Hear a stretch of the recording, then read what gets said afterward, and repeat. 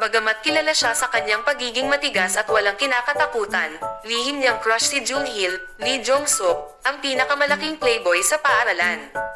Si Junghil ay isang maalamat na Casanova na ang isang sulyap ay may kakayahang magpatunaw ng puso ng mga babae, at sinubukan niyang manligaw sa lahat ng babae sa paaralan, maliban kay Young-suk.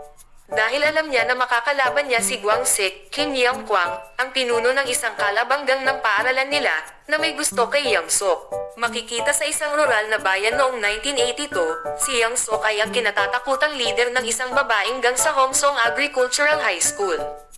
Pagkatapos ay dumating sa kanilang high school ang isang bagong babaeng transfer student, si So-hee, Lee Se-young, mula sa Seoul. Si So-hee ay maganda, inosente ang hitsura at iba sa ibang mga babae, at si Junghil ay agad na nahulog sa kanya. Ang nagseselos na si Young-suk ay nakipag-away kay So-hee upang